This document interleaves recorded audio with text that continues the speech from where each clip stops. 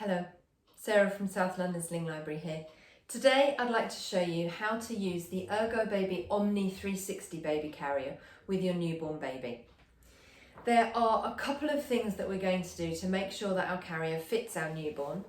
Firstly, just have a check down here at the waistband. Make sure that your seat setting for your carrier is on the smallest size setting.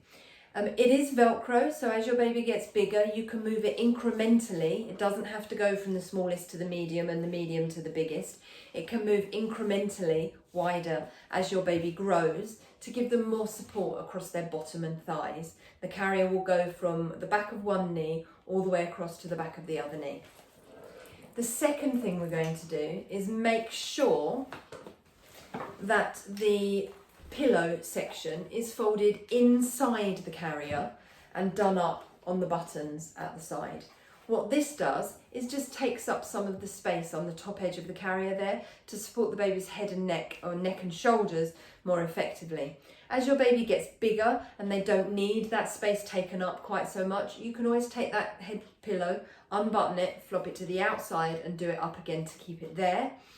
And then when your baby is heading towards toddlerhood and you need extra height in the body panel, you can then stand that pillow section up and attach it to the top buttons, and this will hold it up and grows the panel, the body panel of the carrier.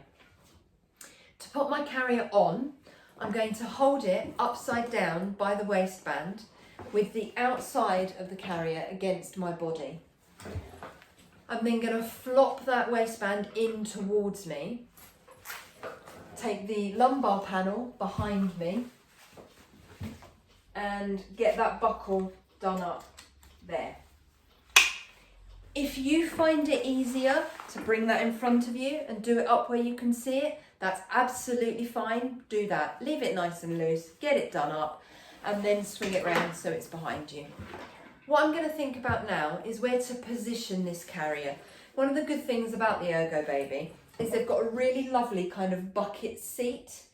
But if I think about holding my newborn, their bottom doesn't sit down here.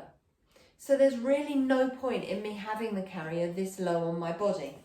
So before I tighten this waistband, I'm going to get hold of the waistband and pull it up my body.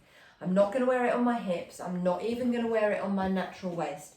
For a newborn, I'm literally going to wear this carrier around the base of my ribs. And if I hold it there, I find I've got a tightening strap on one side of this lumbar pad. I've also got a tightening strap on the other side.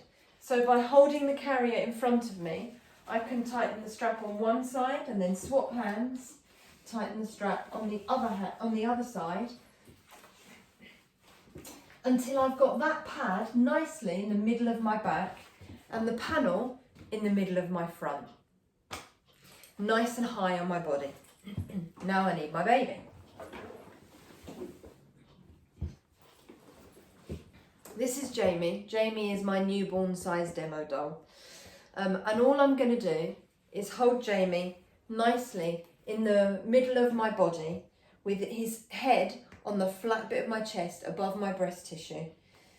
You may find with your baby, Jamie's very relaxed these days. He's been held and carried by a lot of different people and has very open hips. You may find that your baby has their knees right in front of their hips and their feet right up under their bottom.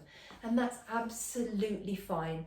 You just want to support your baby in the position that they want to be held in, but allow you to be hands-free. That's what a good baby carrier does. So you may find that you need to squish the carrier to get the edges between your baby's feet. And I would say squish the carrier rather than manipulating your baby. Babies really don't like to be messed around with too much.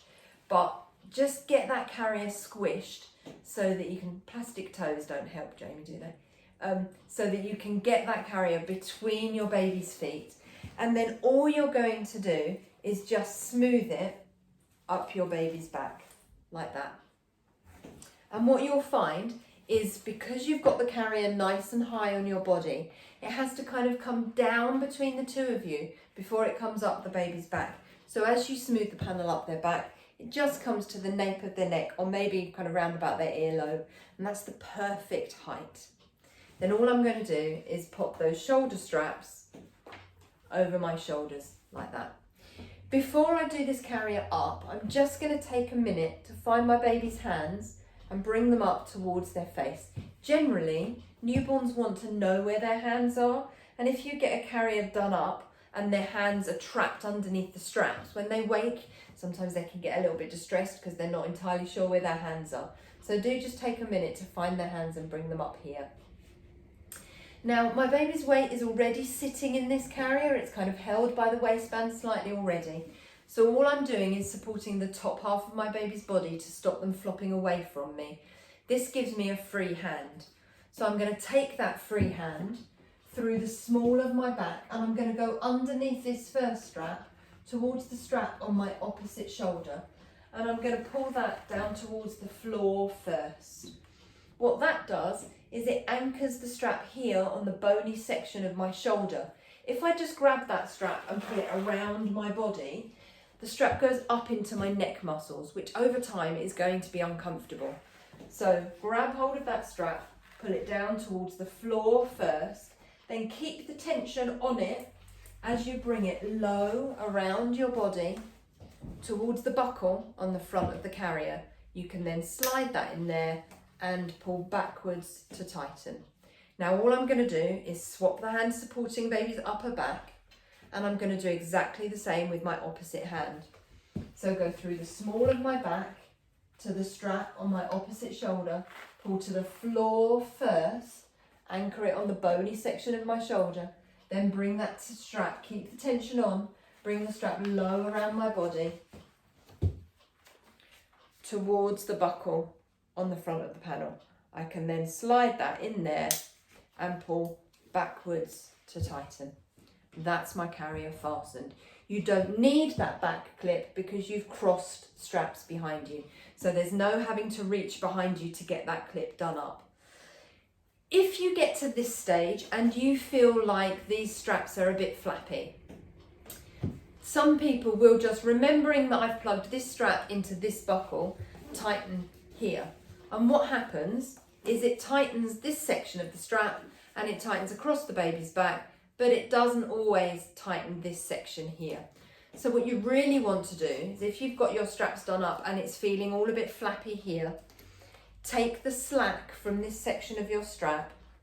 I'm going to take that slack and push it behind me, and then I can get hold of it with my other hand, pull the slack around towards my buckle, and then tighten it. It's much, much more effective. I'm then going to do the same on the other side. So push that slack behind me, pull it round with my other hand towards the buckle, and then tighten it.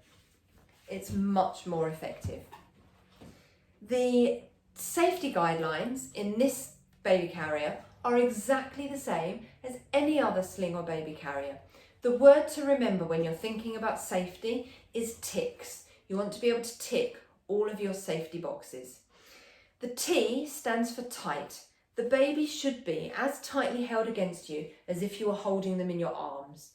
You should be able to support their head, do a little dip forward, and not feel the baby's body weight pull away from you. The I stands for in view. You should be able to look down and very clearly see your baby's face without having to move any fabric or any straps out of the way. And this is about what you as the carrying adult can see, not what people coming towards you can see. So if you can look down, see your baby's face, great. The C stands for close enough to kiss, and that's the best bit. The K stands for keeping baby's chin off baby's chest. The easiest way to tell that you've got your baby's chin off their chest is to do the ugly double chin manoeuvre and make sure you can see the top half of your baby's face. And as long as you can see from their nose up, then their chin is off their chest. The S stands for supported spine. So if you pop a hand on your baby's back and lightly press, they don't have extra room to get closer to you or uncurl or sit up. And this really is about not allowing them space that they could slump into, put their chin on their chest and close their airway. To take the carrier off, I'm just going to support my baby's weight. At the sides, ErgoBaby have safety buckles. So I'm going to squeeze the edges of that buckle, and then the central section here that says ErgoBaby, I need to put my finger at the front and lift it like that. And then I'm going to do the same on the other side. So squeeze and lift that central section with my other hand. My left hand doesn't work very well. So I'm going to squeeze with my left hand and lift the middle section with my right hand. And then I can release those straps and support my baby. If you're not intending on taking your carrier off fully, perhaps you just need to change your baby's nappy and then you're going to go out. What I would suggest is that you get hold of your shoulder straps, find the very ends like that, and just tuck them into your waistband. What that means is they're not dangling in front of you, they're not causing a trip hazard, you're not going to stand on a buckle and break it, and they're not going to trip you over and you're not going to hurt yourself. You can then leave your carrier on and do whatever it is you need to do with the baby before you then untuck your shoulder straps and pop your baby back into your carrier. So I hope that helps. If you'd like to borrow an ErgoBaby 360, Omni 360, or if you need any other advice about slings or baby carrying, you can find lots of information at our website at southlondonslings.co.uk. I hope that helps, and I'll see you soon. Bye.